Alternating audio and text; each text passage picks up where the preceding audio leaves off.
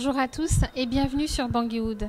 Aujourd'hui, on vous emmène ici, au Théâtre du Gymnase, dans le 10e arrondissement de Paris, pour la conférence débat qui est organisée au nom de la femme.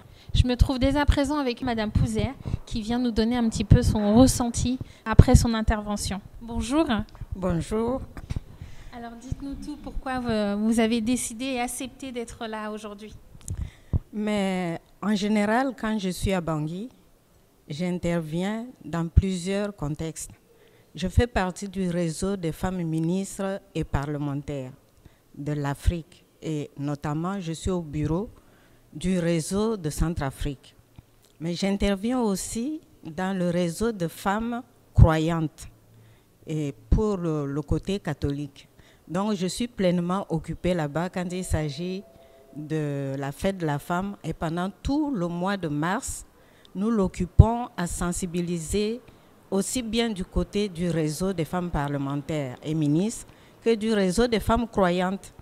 Alors, j'ai vu sur Bangui-Wood, votre site, que vous aviez fait quelque chose. Et comme je suis en manque, j'ai dit pourquoi pas ne pas vous apporter ma contribution. Voilà. Merci beaucoup. Est-ce qu'aujourd'hui, vous pensez que lors de votre intervention, le public a compris ce débat aujourd'hui, pourquoi vous êtes là et ce combat des femmes justement centrafricaines? Je pense que le public n'a pas été insensible puisque je me suis essayé d'expliquer que ce qu'on appelle conflit interreligieux n'existe pas. Lorsqu'il y a un conflit interreligieux, il y a des prémices. Or, on n'a jamais constaté ça en Centrafrique. Et je crois que beaucoup de gens se posent des questions sur ce qui s'est passé en Centrafrique. Pourquoi cette soudaineté et pourquoi autant de violence? Donc c'est normal que j'ai vu que les gens auraient voulu avoir des éclaircissements dessus. Et mon rôle, c'était de leur expliquer qu'il ne faut pas du tout mettre ça dans ce contexte-là. Voilà. Alors, vous êtes exceptionnellement à Paris actuellement, donc c'est ce que j'ai bien compris. Vous combattez beaucoup plus en République centrafricaine. Écoutez, il y a un temps pour tout. J'ai vécu à Paris, où j'ai travaillé rue du Colisée à la Banque centrale. Et j'ai vécu au Gabon où j'ai travaillé au Crédit Lyonnais. À un moment donné, j'ai estimé que il faut pouvoir donner aux siens. Je suis rentrée sur la Centrafrique pour essayer de contribuer moi aussi et transmettre les compétences. Et c'est ce que j'expliquais dans mon exposé, que tout cela est arrivé parce qu'on ne prend pas en compte les compétences en Centrafrique. C'est ce que j'appelle, moi, que les gens sont recrutés pour parer au chômage des siens. Lorsque nous aurons compris qu'on recrute des gens, qu'on met à des endroits précis pour leurs compétences, parce qu'on a défini une ligne politique à mener, notre pays se portera beaucoup mieux.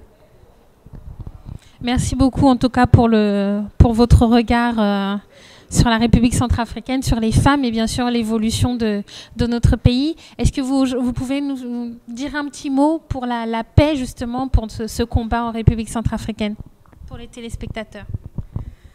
Écoutez, si je dois parler de la femme, je suis sûre que si les femmes étaient impliquées pleinement dans la mesure de leur capacité en Centrafrique, on éviterait beaucoup de dérapages. Les femmes sont volontaires en Centrafrique, mais nous n'avons pas les mains libres. Celles qui sont mariées, souvent, penchent du côté de là où va le mari. Et je suis sûre qu'à l'intérieur, ce n'est pas ce qu'elles pensent. Et vous savez, je peux vous dire ça en étant sûre que même à temps de disette, quand on ne paie pas les salaires, ce sont les femmes qui se décarcassent pour nourrir la famille. Qu'est-ce que c'est un pays? C'est la possibilité de nourrir ses enfants. Et si la femme peut nourrir ses enfants avec peu, c'est qu'elle a la capacité, c'est qu'elle a du génie. Je pense que nos femmes peuvent faire beaucoup. Et elles souffrent aussi beaucoup. ce n'est pas pour rien que lorsqu'il y a des problèmes comme ça, les femmes sont martyrisées, égorgées, tuées. C'est parce qu'on sent que ce sont elles qui sont les créatrices de la vie. Elles sont à l'origine de tout ce qui peut se passer. Ce sont elles qui créent. Elles font les enfants et la première richesse d'un pays, c'est la population. Alors, ce n'est pas pour rien qu'on s'attaque aux femmes.